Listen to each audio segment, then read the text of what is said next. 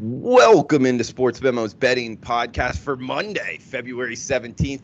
Opening line report style with Teddy Covers. Teddy, welcome to the pod. How are you? I'm doing all right this Monday. Drew, how about yourself? I'm doing good, man. We got XFL, we got NBA we're going to look at, NBA All-Star Game. So, guys, this will be a quick podcast. Keep this time slot going. Teddy, the people are loving it. So, we got to keep this rolling, man. Yeah, I mean, look, today's not a day where there's anything going on in the NBA. So we're not going to waste anyone's time. That said, there's a bunch of stuff that's worthy of talking about. Let's do a quick pod and keep the slot going and give people the info that they're looking for here on a Monday morning, dude. Okay, so we'll look at XFL. We'll look at NBA kind of buy or sell teams, a little stock watch here in the NBA. But first off, do want to get your opinion on the All-Star weekend overall. We had the dunk contest, 3-point skills, the All-Star game, which I didn't, intensely watch the whole game, but I did tune in. It looked pretty good, Teddy. Pretty impressed. The best NBA All-Star game I've seen in quite some time. So what are your overall thoughts of the weekend, man? Well, yeah, there was some defensive intensity in the fourth quarter of the All-Star game.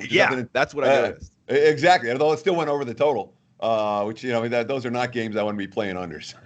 Yeah.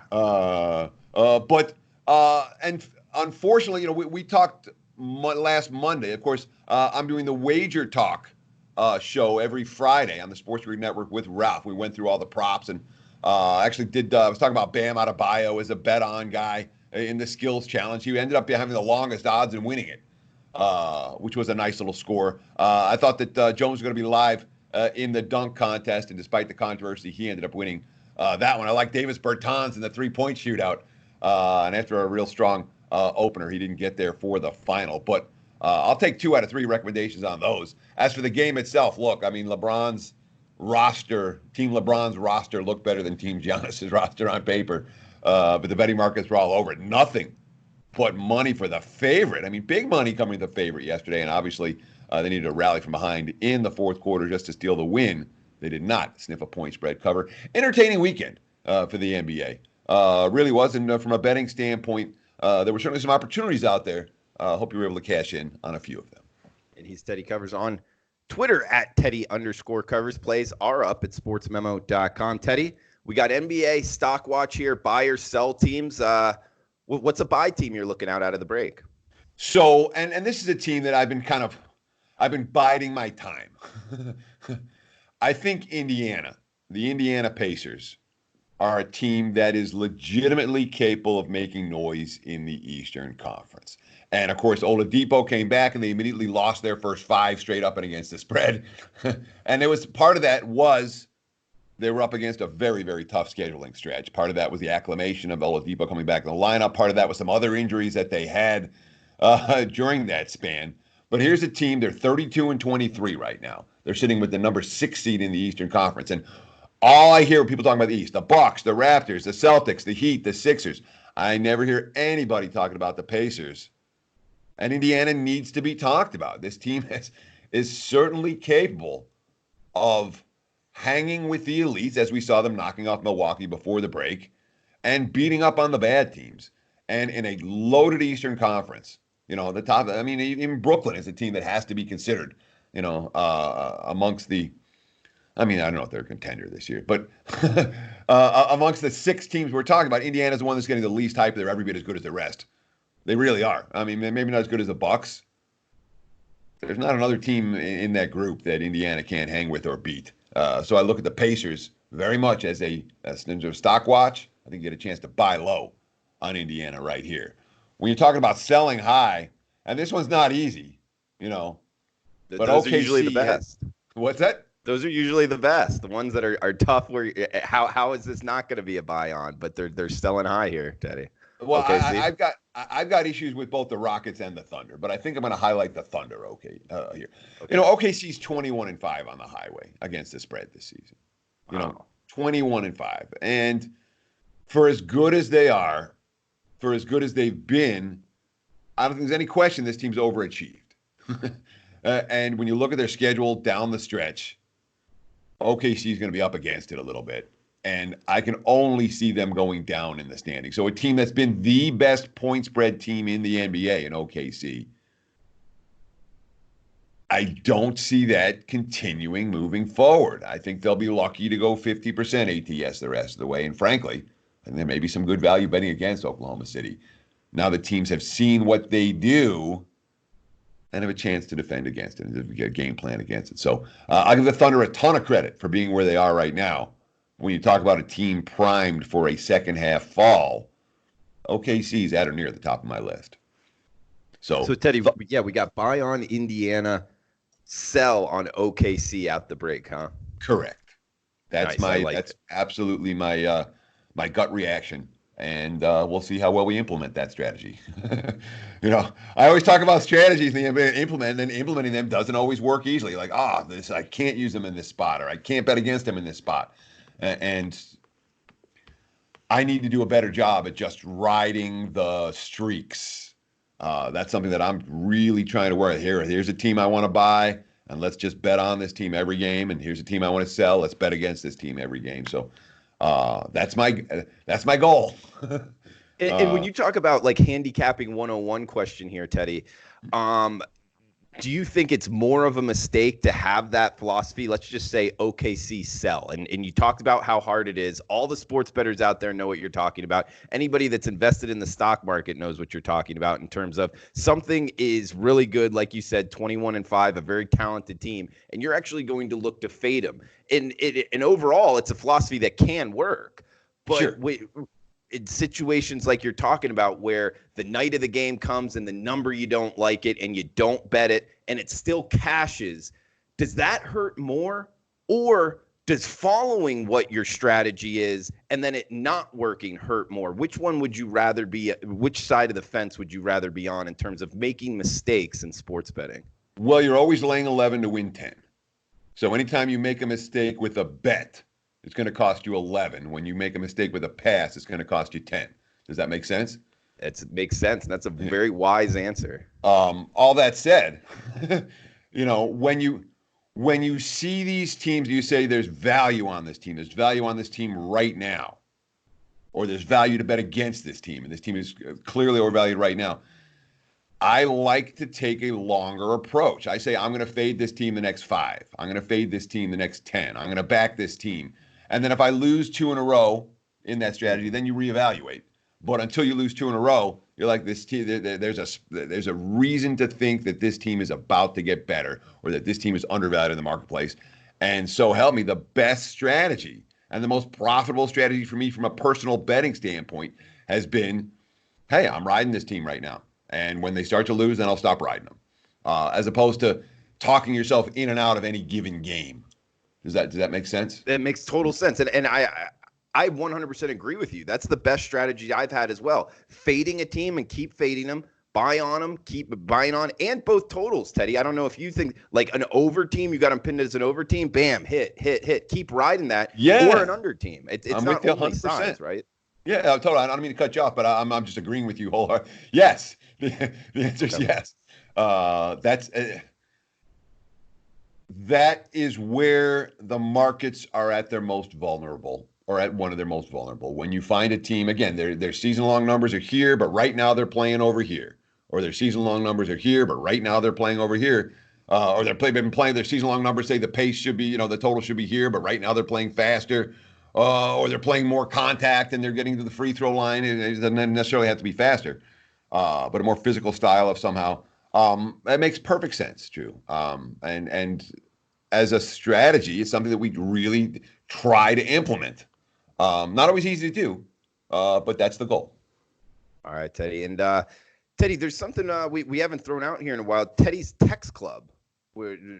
Is there any information out there that we should be throwing out to the listeners? Yeah, so this is really key. And you have the number to text it to, because I don't have it off the top of my head. What we're doing, we're taking an interest list, all right?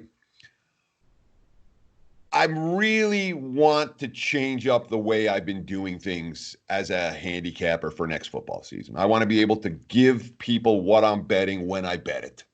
And the way to do that is not to do write-ups and post plays. This is what I just bet and text it out. So we're just putting together an interest list. If you're interested, if you might be interested in that type of a service. And of course, you'll end up with more plays that way, because what I end up posting for the clients isn't everything that I bet, because the lines move and the markets change. And this will give me the opportunity to give people everything that I bet when I bet it. I think it's the future, perhaps, of the pick selling industry. But we're putting an interest list together. We're going to try. I mean, it's a type of thing we're going to try. It's going to be relatively cheaply priced. We're not talking about hundreds of dollars a month. It's going to be, and I would think it'll be a 2D. The price point we were talking about was $99 a month or something like that. And I don't want to guarantee anything. This is all just interest list. But if you're interested, we're just putting together an interest list, see if this is viable. What do they text, Drew? You have that in front of you because I don't have it in front of me. I do not. I got the email from our good buddy Johnny to throw it out there. He thought that you might know it, but we'll tweet it out from the Out Sports Memo Twitter handle, and we'll definitely know it on next week's show. How about that, Teddy? You don't have that info? Oh, Drew, you're killing me over here. We'll tweet it out. I know you text 33222, but I don't know what the heck you're supposed to text. Actually, I think that's it. Maybe it is, but Teddy, we'll have to jump on this grenade, man. We're not going to do it live. Keep finding that, and I'll just talk. For the sake of good podcast content, we'll have to just leave it at that. But Teddy, we got $9 Monday, sportsmemo.com and wagertalk.com. So check that out, guys. Also, remember $2 Tuesday, one play on Tuesday. $9 Monday is for the whole website. So check it out. Any play on the board. Teddy's got one up. I got one up. Check them out, guys. Tonight's college basketball is up there, sportsmemo.com. Teddy, we got XFL and, the NFL opening line report here. This is the segment. Try to keep it going here. And XFL numbers are up. Hats off to these sports books, man, getting them out. I'm pretty surprised. I always thought that they would kind of take the foot off the gas with some of these new leagues here, Teddy. But start off top of the card here. Actually, just get your overall thoughts here. Week 2, of the XFL. Anything you want to just throw out there before we just throw out the lines real quick? Yeah, I watched a fair bit this weekend. Boy, DC's defensive line blew up that game. And again, when you're talking about a new league, you control the line of scrimmage, you win games. And to say that DC controlled the line of scrimmage, the Guardians' offense had no chance in that ball game. And DC, unfortunately, we're seeing it in the markets this week. And we saw it last week when the money came on DC. But they have clearly shown themselves to be as good defensively as any team in the league. And the markets aren't sleeping on that. What's it, 2 games now? Tampa still hasn't scored an offensive touchdown. Yeah, they're not got one good. On D. But that is not another offensive line that just isn't working to open the season. And do we have a star quarterback now in Brandon Silver? Silver's made some plays this weekend. XFL might have their first star. The Silvers. PJ Walker. Yes, PJ Walker. Houston, I like Brandon Silver too. I think he's a little underrated, but yes, PJ Walker seems to be the star of the show so far. Yeah, Walker's been impressive.